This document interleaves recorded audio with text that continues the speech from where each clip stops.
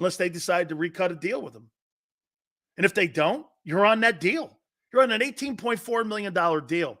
So get this, if he leads the Eagles in receptions this year and in yardage, making, what is it, $6 or $8 million this year, and you got guys around the league making $32 million for potentially doing less, you got to look at yourself, or you look at your age. Hey, I get you like want to be an Eagle, but at the expense of $20 million a year? I mean, let's get to Garry Cobb. Let's get his take on this. What a haircut, Garry. I mean, the rest of these guys are signing for $32 million a pop. Yeah. And here's Devonta, where over the 5 years, it's going to be 18-4. I mean, even Joe Banner came out and tweeted out, and I'm paraphrasing, Devonta needs to fire his agent as soon as possible. Or Joe said that? Joe Banner said that. Whew, and man. I mean, why would a player do this, Garry? Well, obviously, maybe, just not doing his homework, and you could have an agent that you like and they're smoozing you and everything, but, you feel bad about that because, football's not an easy game. It's not easy on the body out there. You running across that middle, you're going to get some licks, and, is your body going to you're going to stay healthy and everything. And, you got all of that. And, man, you really feel bad if a guy does not take care of himself financially. And the guy gets taken to the cleaners. But unfortunately, all he got to blame is the man in the mirror. You got to go back and, but the thing is, you're really trusting your agent. Your agent, I mean, come on, man. I feel, that's so much money. Garry, we're not talking 5. We're talking potentially next year. That market's going to get to one day a $40 million wide receiver, and you're making. Come on, again, it's not far from there. It's just at the most a year away. At the most, it's 35 now. I know. You know that. Come on. You know, and you saw it coming. You knew that when AJ and then to find out that, he's not even making what we thought he was making. I mean, we figure he's getting ready to make 25. That's what. No, this year he's going to make 8, then 12, then in the third year it gets up and it starts cooking up in the 19s and 20s. Yeah, but in 3 years from now, people are going to be making $40 million at that position. The thing is, you figure he's going to step in and get a big bonus, right? He's going to get a big bonus. Well, as long as he's got the big bonus where he's got the money right now, he had the, you figure anything that they're signing now, you're getting a big bonus. That's what I'm assuming. See, would you hold animosity if you're Devonta, say, in a year from now? Because can you imagine if the roles were reversed and that was AJ? That AJ was making that money, and all of a sudden you had it reversed. This guy would be over near Ben Franklin, right there near Big Old Ben, and he'd be up top of that church tower, and he'd be screaming, "Whoa, over here!" He would be. Well, I just feel bad anytime a guy gets taken to the cleaners, man. I feel bad, man, because, like I said, it's not an easy sport. It's a violent sport. You're putting your body at risk. You only got one body. And I feel bad if he didn't get a good deal. I mean, you just got to watch where you are hiring people just because they're friendly, okay? You get along with them. That's not the reason you hire your agent. You want a good agent that's going to go in there and get you the money. I want a guy like Drew Rosenhaus who's an asshole to go get me that money, because I don't want to, hey, Garry, you and I you don't want to be the bad guy. No, right. Make your agent the bad guy. The agent's got to be the bad guy. And then you go like, hey, my agent right now, I'm not talking about, because, they're going to try to come around talking, hey, Garry, blah, blah. Nah, I don't want to talk. You talk to my agent. And your agent's got to be to go in there and be the bad guy and go in there and get the money. But absolutely, to come out with a deal where you find out the guy got taken to the cleaners, Oh man, I just feel bad because horribly. He's gonna know it, and then he's walking in the locker room and he knows that you got guys making more money than him that shouldn't be. I feel bad for him, man. Every time he steps on the field, he'll be the third highest paid wideout. Oh man. Then for the next 5 years. That hurts to say that, man. Man, I know, and he's such a professional, and he's he treats the game, with the kind of respect you want to see a player. He puts in the work. You see him out there after guys have gone in. He's working on the routes. And I think he's helped AJ better, he running his routes and everything just from working with him. He's a great route runner, and he's a good kid. He's hard work. The thing you want to see in a player. He's a professional, and then to find out he gets taken to the cleaners in a negotiation. But what can you say? I haven't seen the contract, so that's why I hear people say, well, he's making 25. So I'm thinking he's making 25. No, he ain't. Not yet. And how about Joe Banner ripping it? I mean, Banner coming out. Usually he goes, hey, good for the Eagles. Wow. But he's like, this guy needs to fire his guy, man, because they misread the market immensely here. And you know what? And people are going to go like this. Why is this a big deal? Well, as you and I know, Gary, and I try to express this to people, you and I are given a sheet of everybody at our position and what they're making, man. Hey, you're not gauging this league by backslaps. You're gauged where you are in that money list. Yeah. And when you see it, you're helping out the next guy behind you. Yeah. And you're going like this. Well, he's behind. Get this. He's so far behind the market. He signed a contract already behind in the market. Wow. Oh boy. 6 weeks later. I feel bad about that, but because I like Devonta. He's good. Like I said, he's everything you would want to see in a player. He's a professional about everything, and guys, he's doing everything to be the best player he can be. He's always ready to play, smart, and to find out like that I feel bad about that. Hopefully, some remedy to it. Yep. Yeah, you know what that'll be. Hey, nice job. Hey, Gary, we had Marcus Hayes on this morning. Mm-hmm. And from the Inquirer, and he made some comments about Nick, about Jeffrey, about Jaylen Hurts, the coaches. And I want to hear how you see this. First, let's start with Jaylen. He said this: Jaylen Hurts losing games will not be because of his talent. It'll be because he's not a great quarterback. Do you agree with that? Of course he's improving as a quarterback. He's not, he's right now he's not the best quarterback in the league and everything, but Jaylen, I think is he's getting better as a quarterback. I see the way they're working him out there now. I really like what the new offensive coordinator, Kellen Moore, what he's doing with him and working with him, because precision on those short routes. Like he's gonna be throwing those routes to Saquon, having that ball there, getting rid of that ball quickly, utilizing him, out of the backfield. Because a lot of times they're gonna go, we're worried about these receivers and everything. And he gets the ball quickly to Saquon, he's just going to be running.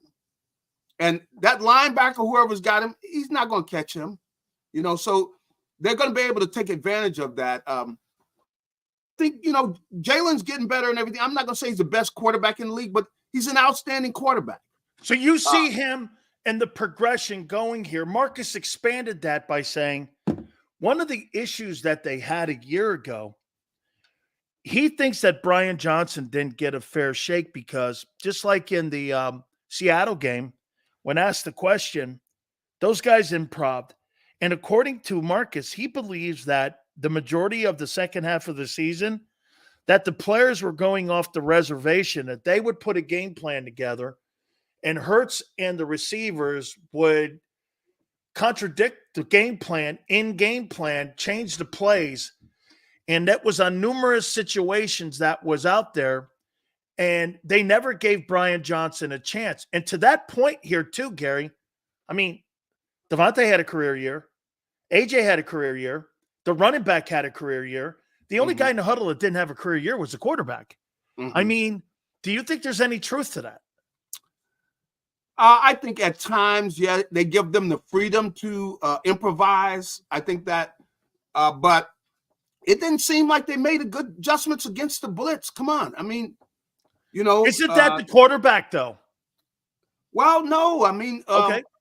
Well, it could be. But the thing about it is I didn't see the design where it seemed like he recognized the blitz was coming. He's looking.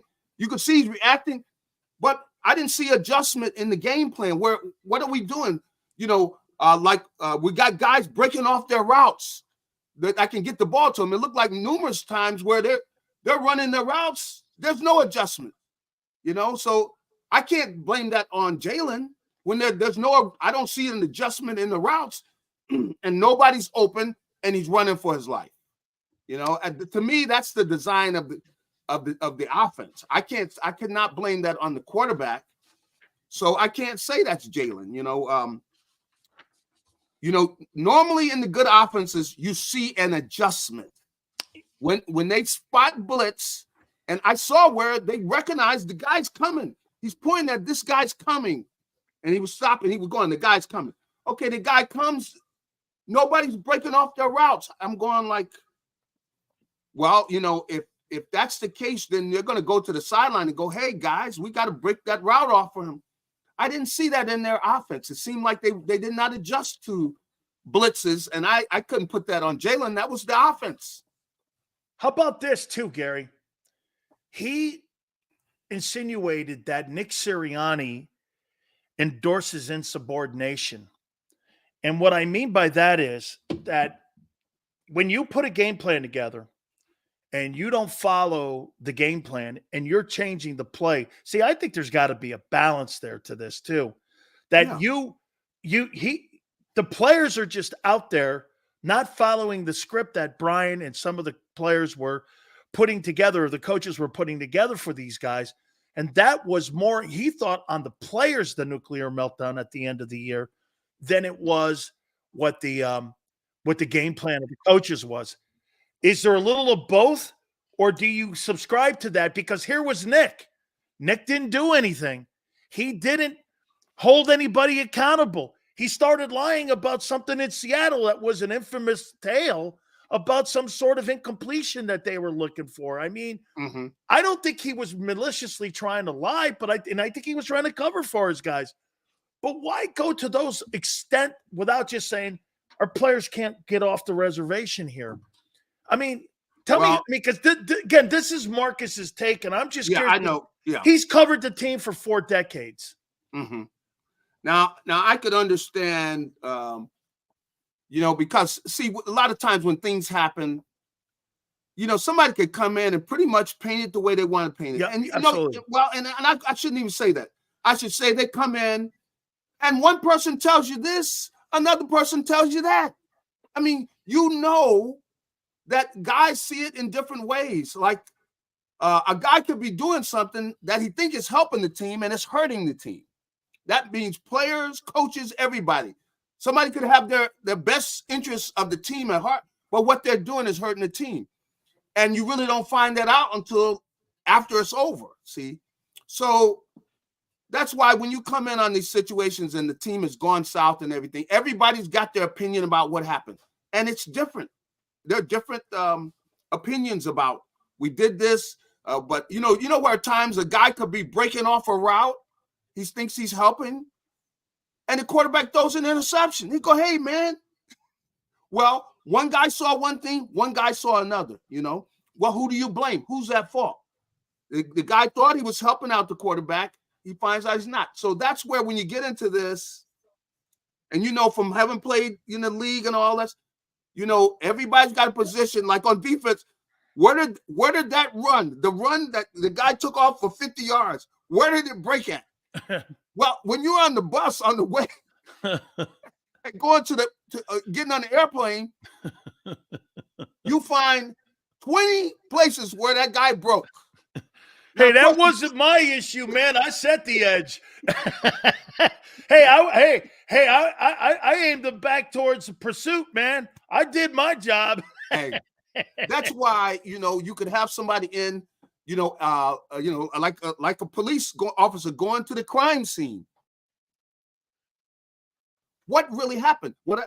Until you get to the video, the coach gets in there and really lays it down. Okay, this has happened, but he's got to make it very clear. Okay, this is what we're going to do when we get in this situation again.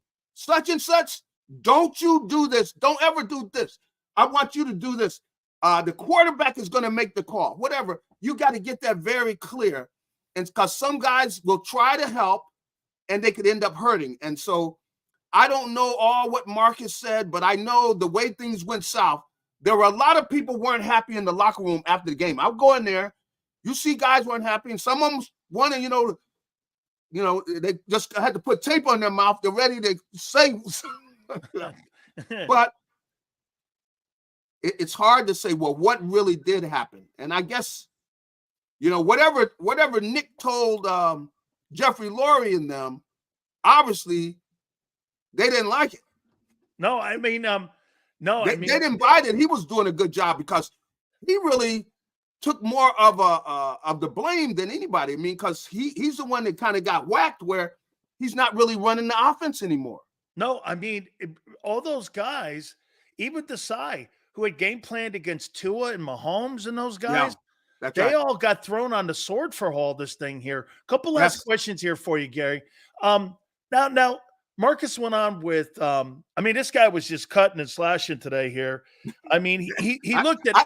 I could see the blood back over there now. Hey, man, no, he was cutting and slashing today. I mean, I suggest people watch the interview on Birds 365 because this guy was going nuts. And he said this about Howie. He goes, Howie is so engaged in what he's doing where he's so involved in everything. And the reason that Hurts is so important to this organization, it's because he's important to Howie. They were wrong on Wentz in the extension. They were wrong in how they developed him. They were wrong in the coaches a year ago.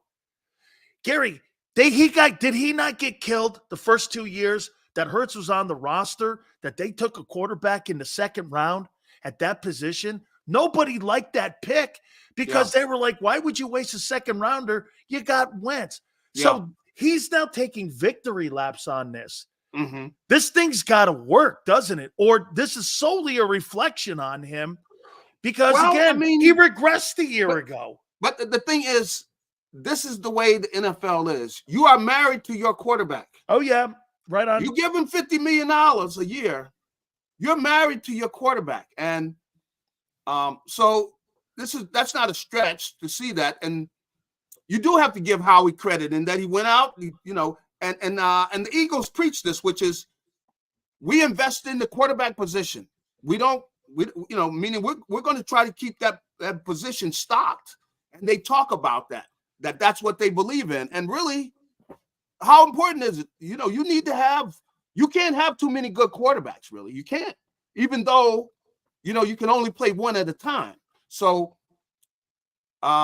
it's going to be very interesting. But I understand what you said about the fact that Howie is married to Jaylen Hurts. Yeah, he's married. Yep. And, even better than a ring, $50 million is even better than the ring. I don't know how many rings are worth $50 million. Hey, absolutely. Hey, you can keep all the trophies you want as long as that direct deposit looks like that. Finally, here. Yeah.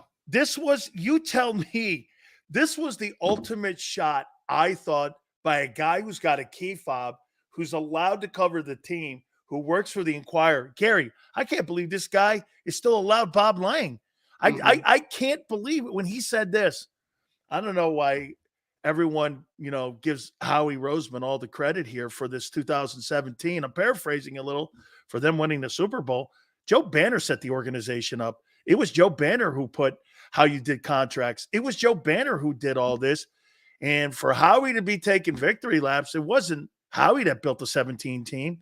It was Joe Banner's philosophy and the structure of the organization and how it was built. How do you see that? See that is just not. I don't think that's fair to do that because everybody was taught by somebody.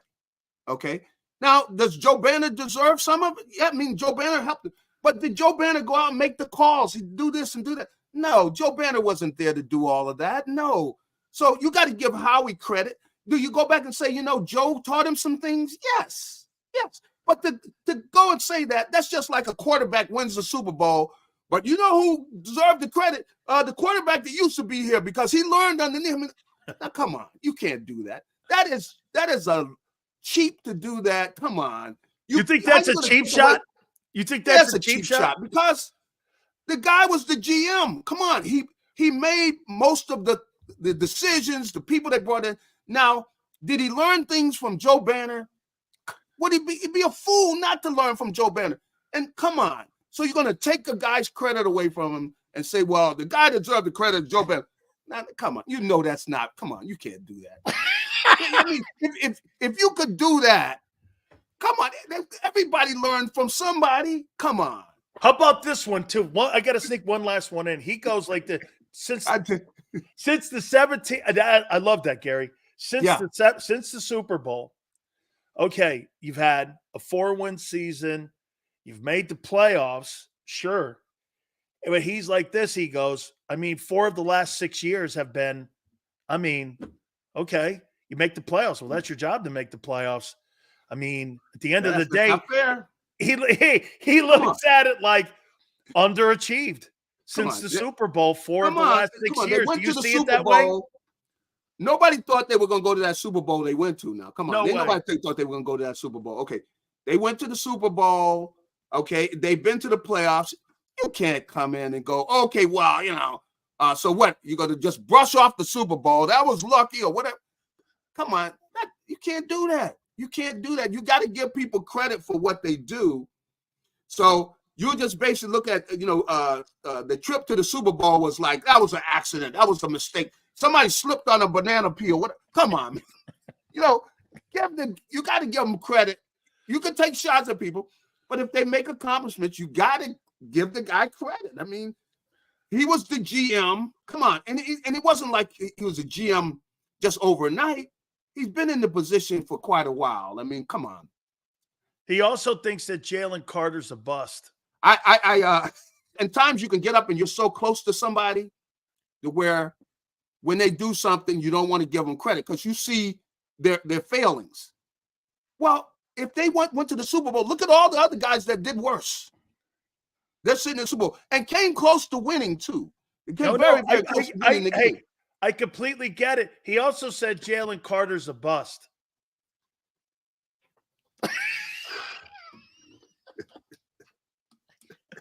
I'm just, I'm not there either. I'm not even remotely. I understand people. Hey, you know what? People got, that's your job. They got to give opinions, though. Come on. I'm not going to say, well, you should say this, whatever. No, I understand that. But I come in and go, hey, look, I'm not going to take a guy's credit if a guy has an accomplishment. Now, there might be some players. So I'm going, I don't think that guy's that good. But if the guy went to the Pro Bowl and did this, I'm going to give the guy credit. I'm going, he slipped and tripped over, banana peel and made the interception or whatever. Look, I don't care how he did. He made the interception. Give the guy credit. Just like you give the GM credit. He takes a team to the Super Bowl. Now, they were clearly a team that was a good football team. Come on. Oh, he got lucky. He got lucky, though.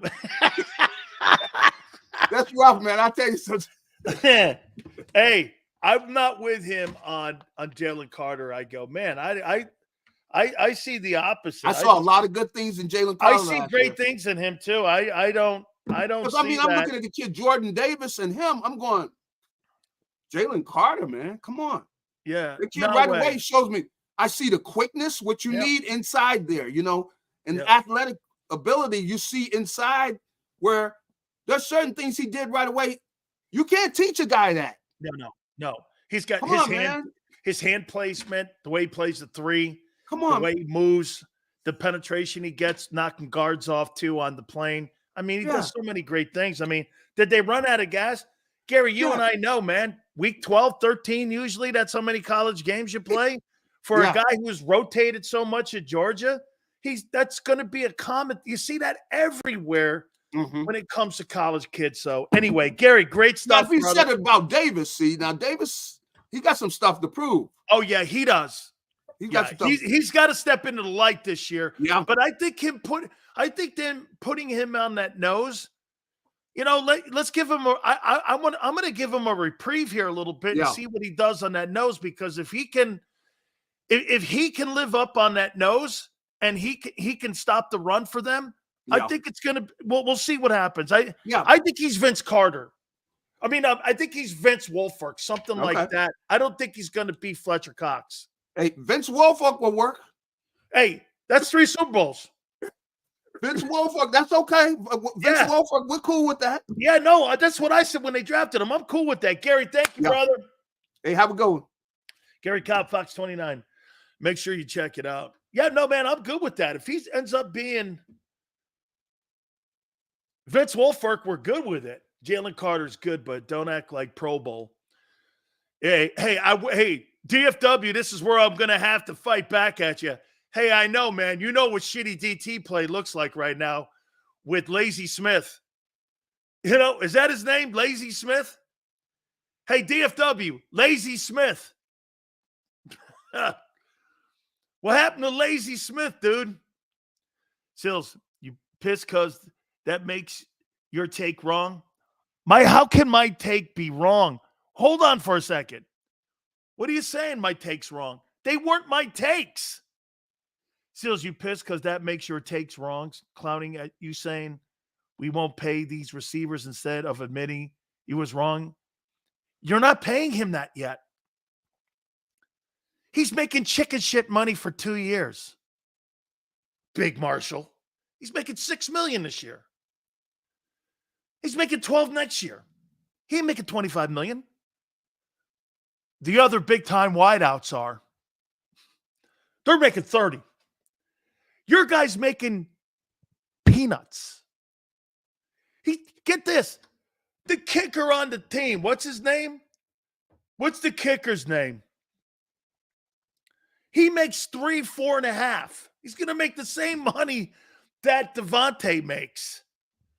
What's his name? Josh what? What the hell's I don't stay up to date with the kickers. I don't know kicker names. Okay, a DFW, Lazy Smith. Always remember that. I'm wrong. He ain't making 25. There's only one guy making big money in Philadelphia, wide receiver. Oh, yeah, that's right. Kick Elliott.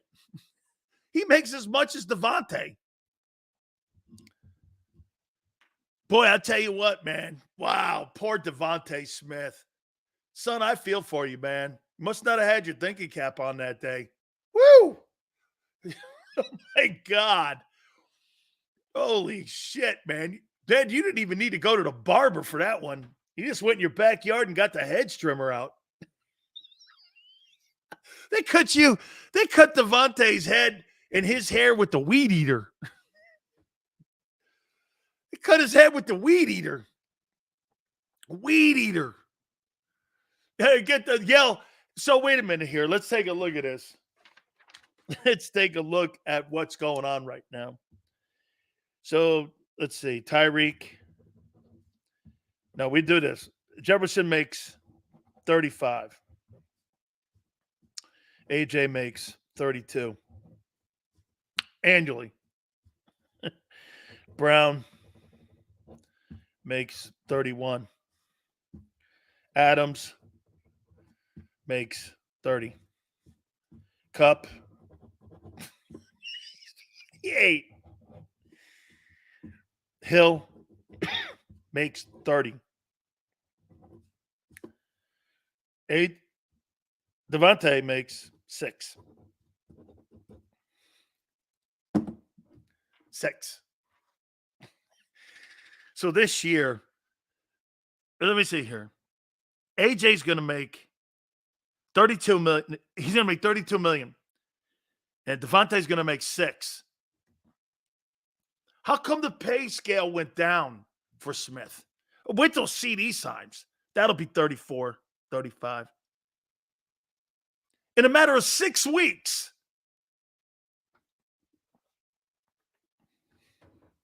Devonta Smith's deal looks like a deal from the 80s.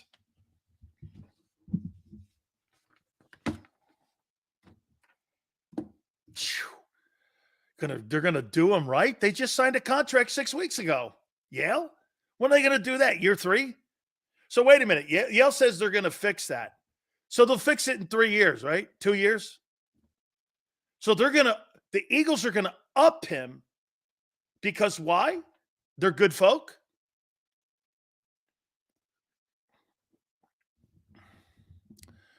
Yale goes, hey, now I know why they have $27 million cap space.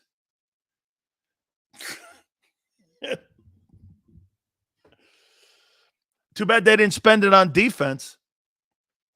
That'd have been nice. Whew. Like, hey, I got to find that out. Hold on. Highest paid wide receivers in the NFL. Highest paid wide receivers in the NFL. Who are they? Highest paid wide receivers annually in the NFL. Okay, here we go. Here we go. Justin Jefferson, 35. A.J. Brown, 32. Amon St. Brown, 30. Jaylen Waddle, 28-2. Devontae Adams, 28. Holy mud on. What is this? You can't be. How can that deal be already outdated? Devontae Adams, 28. Cooper Kupp, 26. Holy shit. Highest paid receivers, total value, $140 million. They're tied. $140 million, Justin Jefferson and Adams. St. Brown, 120. Tyreek Hill, 120. Amari Cooper, 100. A.J. Brown, 96. Calvin Ridley, 92. Jaylen Waddle, 84-7. Cooper Kupp, 80. Keenan Allen, 80. Guaranteed money. Justin Jefferson, $110 million in guarantees. A.J. Brown, 84. St. Brown, 77. Waddle, 76. Kupp, 75. Hill, 72. Adams, 65. Amari, 60. DK Metcalf, 58. Deebo Samuel, 58. Where is your boy? Damn. What a haircut. Shit. Man. Hey, man. Hey, DFW. That's a true statement, dog. He sure did. Thank you, Mr. International. 147 likes. Let's go. Got to get to 200, guys. We're going to take a time out here. We really appreciate you guys coming aboard. We're going to reset. Bunch of other stuff going on. Teams are all in OTAs too. We are getting closer and closer to the start of training camp. Please hit the like button. Keep it here, National Football Show. If you missed any of today's show on the JAKIB Media channel, listen to the podcast on your way home. Available on YouTube, Apple, and Spotify.